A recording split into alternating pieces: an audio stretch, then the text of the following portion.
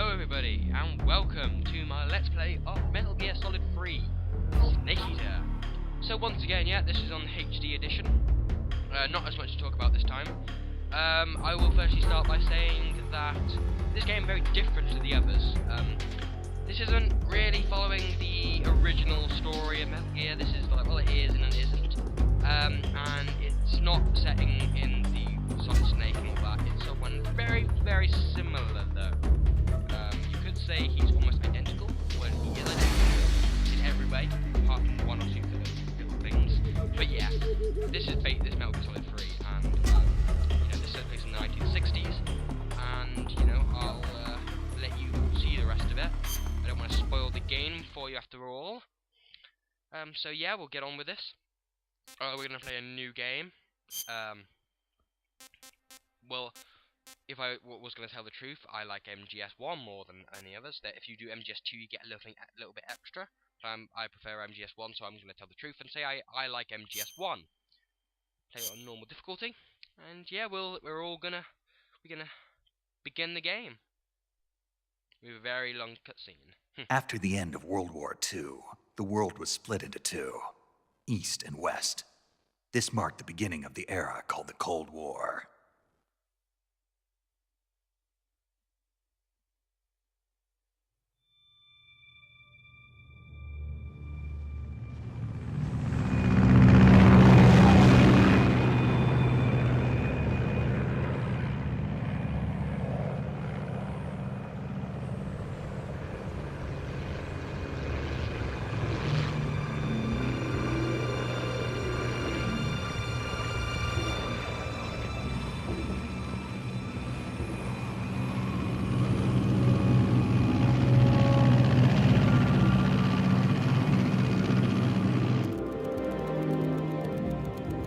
Pakistan, altitude 30,000 feet.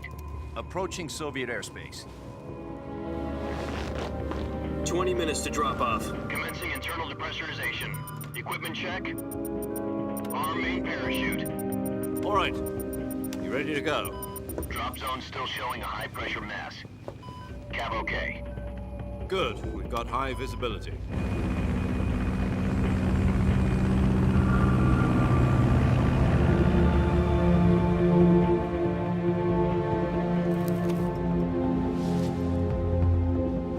Put out that cigar. Connecting oxygen hose to interior connector. Put on your mask.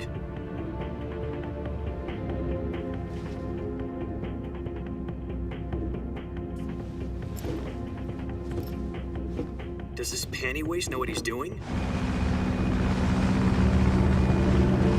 Approaching release point. 10 minutes to drop off. Hey, are you deaf? He said put out the cigar and put on your mask.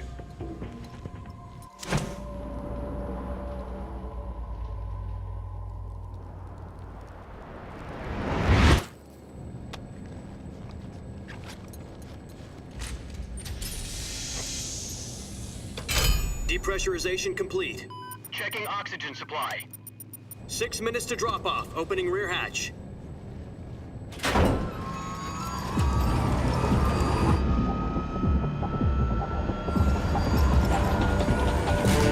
Sunrise.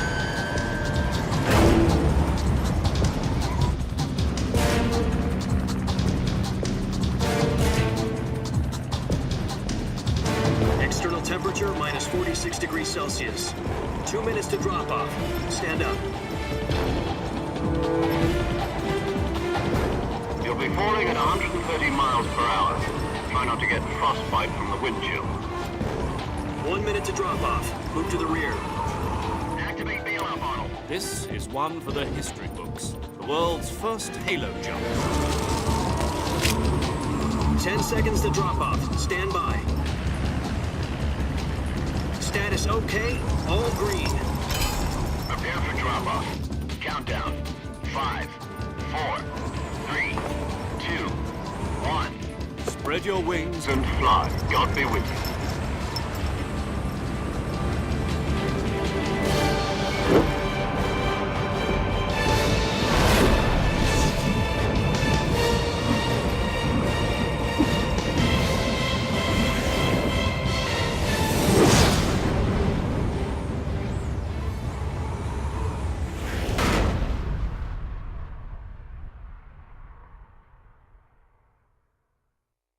Jack, I've got some important news.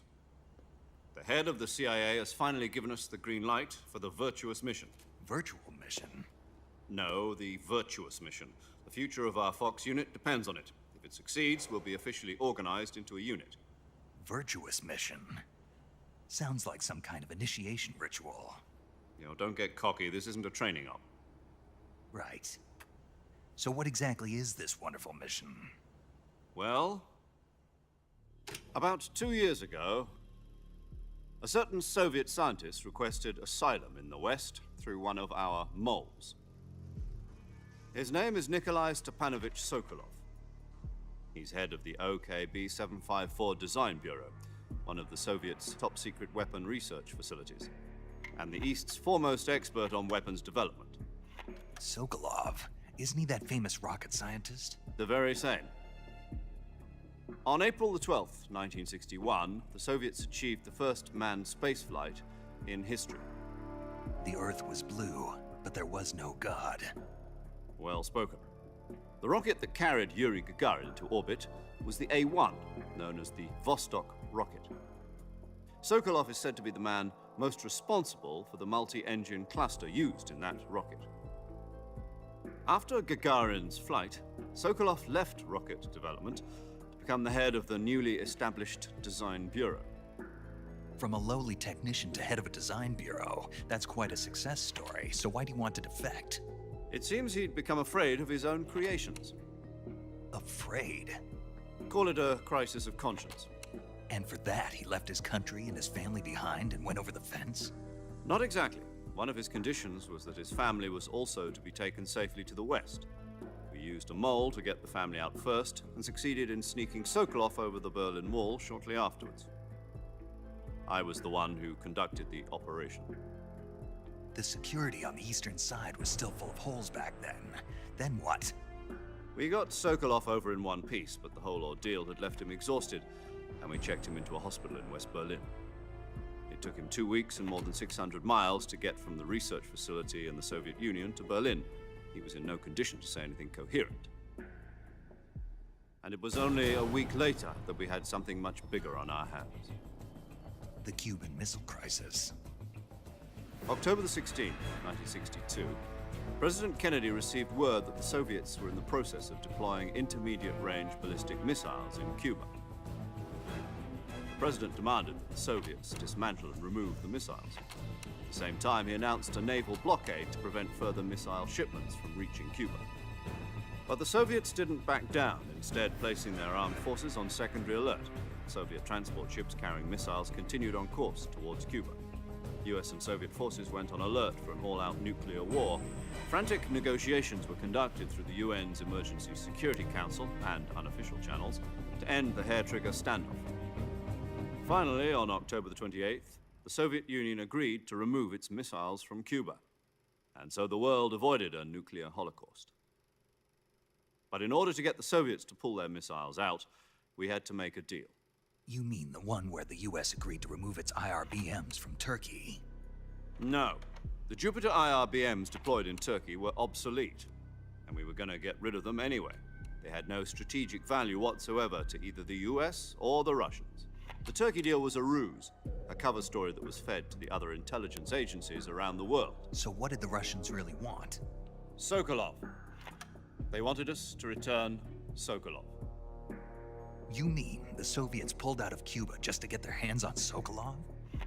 That's right. What the hell was he working on? At the time, we had no idea. We were running out of time. It was either give up Sokolov or risk full-scale nuclear war. In the end, we had no choice. President Kennedy gave in to Khrushchev's demand. The next day, I got Sokolov out of the hospital, handing him over to agents on the eastern side. Sokolov kept on screaming, "Save me," until he disappeared from my sight. Then, a month ago, we received some new information from one of our moles. About Sokolov? Yes. He was taken back to the research facility and forced to continue working on the weapon in question under KGB supervision. What's more, it's on the verge of completion. So what kind of weapon?